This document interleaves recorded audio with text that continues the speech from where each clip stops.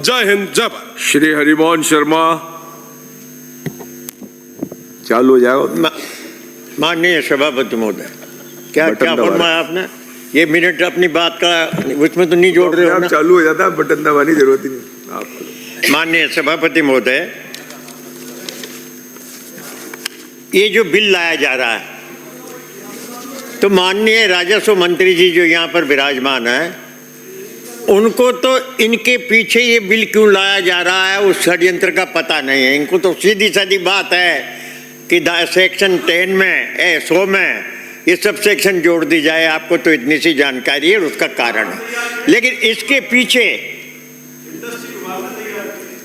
पीछे उद्योग मंत्री जी जो हैं, बौद्धिक दृष्टिकोण से बड़े मजबूत हैं। उन्होंने जिस प्रकार की योजना बनाकर आप जैसे सीधे साधे मंत्री के जिम्मे ये जवाब देने का काम डाल दिया, इसलिए मैं उनको धन्यवाद देना चाहता हूँ कि उन्होंने बड़ी तरकीब से ऐसा काम कर दिया। जवाब उनको देना था और जवाब आप पर डाल दिया। हर मिनट कीमती है, बोलने दो। मान्यवर, आप सुप्रीम कोर्ट के फैसले के हवाले से ये संशोधन लाना चाहते हैं, और सुप्रीम कोर्ट का फैसला क्या है, क्यों हुआ, जब तक इस परिप्रेक्ष्य में आप और हम नहीं जाएंगे, जब तक पता ही नहीं लगेगा। कोटा में जेके सिंथेटिक नाम की एक बहुत बड़ी कंपनी थी।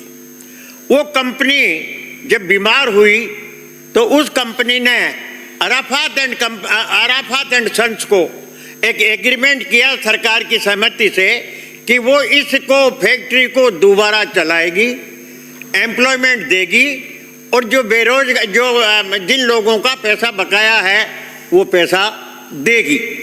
उसके बाद आज तक मजदूर तो अलग चिल्ला रहे हैं, और फैक्ट्री का सारा सामान उठा करके वो वहां से ले गई। कोई फैक्ट्री नाम की चीज नहीं है, और ना कोई एम्प्लॉयमेंट है। जब फैक्ट्री नहीं चलेगी तो एम्प्लॉयमेंट काहे का? इसकी जांच के लिए कि इन्होंने कुछ नहीं किया, सन 14 में एक कमेटी बनाई सरकार ने कि आप ये काम नहीं हो रहे हैं, इसकी जांच रिपोर्ट दो। तो आदेश तो फाइल में है, लेकिन जांच रिपोर्ट जो आई कि इन्होंने कुछ नहीं किया, वो फाइल से गायब है। मैं आपकी जानकारी में लाना चाहता हूं। यही नहीं, इसके बाद फिर 2018 में 8/10/2018 को राजस्थान की स्टेट लेवल रिक्को की हाई पावर कमेटी ने इन्होंने एक अप्लाई किया कि 227 एकड़ 15 बीघा जमीन को कॉमर्शियल कर दिया जाए और उसका सब डिवीजन कर दिया जाए। फैक्ट्री चली नहीं, मजदूरों को काम नहीं, भुगतान नहीं, और ये करने के बाद तत्कालीन सरकार ने, उसके हाईएस्ट बोर्ड ने इस तारीख को जो मैंने आपको बताया 8/10/18 को ये फैसला कर दिया, कहा हम सब डिवीजन की भी परमिशन देते हैं और इसको सब कॉमर्शियल के पर्पजेज के लिए भी हम इसको दे देते हैं। 227 वो बात अलग है, जो शर्तें थी उनको तो कोई बात नहीं किया, वो अब दे देते हैं। इसके बाद सरकार बदली, एक नोटिस दिया गया कंपनी को कि आप ये गलत काम कर रहे हैं, ये गलत है। तो वो हाई कोर्ट में चले गए। हाई कोर्ट में जाकर के जैसे कि आजकल फैसले होते हैं, वो यहाँ पर अपने हक में फैसला कराने में कामयाब हो गए। लेकिन तत्कालीन सरकार ने, राजस्थान की वर्तमान सरकार जो इससे पहले वाली सरकार थी, वो सुप्रीम कोर्ट गई, और सुप्रीम कोर्ट में जाकर के सुप्रीम कोर्ट ने फैसला दिया कि जो रिक्को ने 227.15 हेक्टेयर जमीन का जो सब डिवीजन करके जो चेंज करने का फैसला दिया है, वो गलत है, अवैधानिक है और नियमों के विपरीत है। ये वो फैसला है जो आज जिस पर आप ये लाने की बात कर रहे हैं। अब आप उस फैसले को, सुप्रीम कोर्ट के उस फैसले को बदलना चाह रहे हैं। सुप्रीम कोर्ट ने जो भी फैसला दिया है वो इस आधार पर दिया है कि सत्ता ये जो दुरुपयोग किया जा रहा है, जो लोग अपने निजी स्वार्थों से भूमि परिवर्तन और सब डिवीजन करवा करके जो स्वार्थवश लाभ उठाना चाहते हैं, वो गलत है और रिक्को को कोई अधिकार नहीं।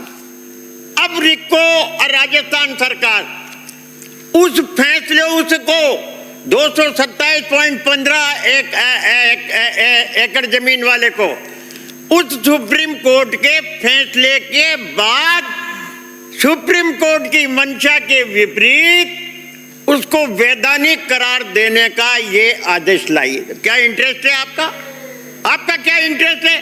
आप ये तो जानते हैं कि सुप्रीम कोर्ट में जो दखल होता है, सुप्रीम कोर्ट में जो फैसला दिया है, उस फैसले से जो हालात पैदा हुए हैं उस फैसले को बदलना चाहते हैं।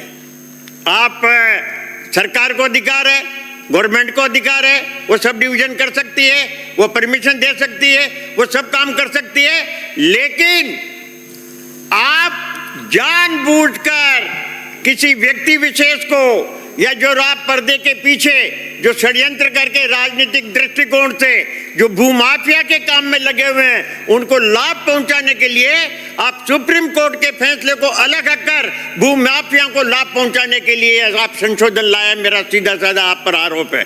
मैं निवेदन करना चाहता हूं माननीय सभापति महोदय, आप स्वयं जानते हैं ये मैं 14 तारीख का वो आदेश जिसके अंतर्गत जिला कलेक्टर कोटा ने कमेटी बनाई, कमेटी बनाने के बाद ये फैसला किया कि जो समझौते की जो फोटोकेमिकल्स जो कोटा का जो मामला है, इन शर्तों की पालना की गई नहीं की गई, शर्तों का उल्लंघन किया गया नहीं किया गया, केमिकल्स को कोटा द्वारा समझौता द्वारा उद्योग चालू किया गया नहीं किया गया, मजदूरों का भुगतान किया गया नहीं किया गया। ये आदेश 13/1/2014 का है। और अभी अभी जब मैंने ध्यान आकर्षण प्रस्ताव लगाया तो माननीय उद्योग मंत्री जी ने मुझको इसमें दिया जवाब और उन्होंने कहा कि हाँ, मेसर्स अराफात के पेट्रोकेमिकल्स प्राइवेट लिमिटेड द्वारा लीज की शर्तों की पालना नहीं करने के संबंध में परीक्षण करा करके उपरोक्त नियमानुसार अग्रिम कार्रवाई की जाएगी। ये जवाब उन्होंने दिया है 4/3/25 को। अब एक और तो आप उन बातों की जांच करवाने के आश्वासन दे रहे हो, उनकी जांच कराएंगे और इस कानून के तहत उनको आज ही वैलिड मान रहे हो। ये क्या है? ये क्या है? एक और तो आप ये मानते हो कि अनियमितता हुई है, एक और आप मानते हो कि जो एग्रीमेंट की पालना नहीं हुई है, एक और आप ये मानते हो कि हाँ उन्होंने उद्योग चालू नहीं किया है, एक और आप ये मानते हो कि उन्होंने एम्प्लॉयमेंट नहीं दिया है, और फिर इसके बाद 227.15 हेक्टेयर जमीन उस कंपनी को या उस व्यक्ति को या उस संस्था को, किसी को भी संस्था से कोई लेना देना नहीं है, वो उसको क्यों दिलवाने के लिए आनन फानन में ये कानून लाए? एक उदाहरण आपके पास नहीं है माननीय राजस्व मंत्री जी, जो मैंने पहले निवेदन कर दिया कि आप इस पाप पुण्य के मामले से मुक्त हो, आपका दोष नहीं है। ये षड्यंत्र तो उद्योग विभाग से पनप करके आपके माथे पर खाली इदारा लैंड रेवेन्यू एक्ट में परिवर्तन करने के लिए आया है। इसलिए मैं आपकी जानकारी में आंतरिक जो तथ्य है वो आपकी जानकारी में नहीं। आप तो सीधे साधे हो, लैंड रेवेन्यू एक्ट में रिको को पावर देना है, यही आपको जवाब देना है। लेकिन सुप्रीम कोर्ट के फैसला इन बातों से जो सामने आया है उसको परिवर्तन करके आप ये लाभ पहुंचाने के कारण ये सारी परिस्थितियां पैदा हुई है। ऐसे कौन से फैसले दूसरे? एक भी उदाहरण नहीं है आपका। इसके लिए तो आपने कह दिया कि सुप्रीम कोर्ट का जो फैसला हुआ है वो नहीं माना जाएगा और एक जो पेश हुआ उस तारीख से मान लिया जाएगा, और अनेक ऐसे हैं जिन पे लागू हो जाएगी। कौन से हैं? एक भी नहीं बता पाओगे, एक भी नहीं बता पाओगे। लक्ष्य केवल एक है, 227 एकड़ .15 जमीन जो 10,000 करोड़ की है, इस जमीन पे ये तो माध्यम बनेगा, ये फैक्ट्री वाला भी ये तो माध्यम बनेगा। इसके पीछे राजनीतिक दृष्टिकोण से सशक्त लोग जो राजनीति में रहते हुए व्यवसायिक दृष्टिकोण से मजबूत हैं, उन लोगों का आंतरिक रूप से और बाह्य रूप से आपसी समझौते के अंतर्गत ये जो काम किया गया है। और मैं इसीलिए कहता हूं कि राजस्थान सरकार भी ऐसे लोगों के प्रभाव में आनन फानन में ये धारा 16 लैंड रेवेन्यू एक्ट में ये परिवर्तन करने के लिए लाई है, जो अनुचित है और वेस्टेड इंटरेस्ट है। इसमें वेस्टेड इंटरेस्ट को पूरा करने के लिए आप सुप्रीम कोर्ट को एक तरफ ले जाना चाहता हूं। हाँ, ये तो जानते हैं कि आपकी तो भारत सरकार भी भारत सरकार भी इलेक्शन कमीशन का अगर कोई फैसला करने में सुप्रीम कोर्ट का है तो वहां तो उसको आप बाहर निकाल रहे हो। Conclude और करें यहाँ साहब। भी आप राजस्थान सरकार भी उसको बाहर निकाल रही है।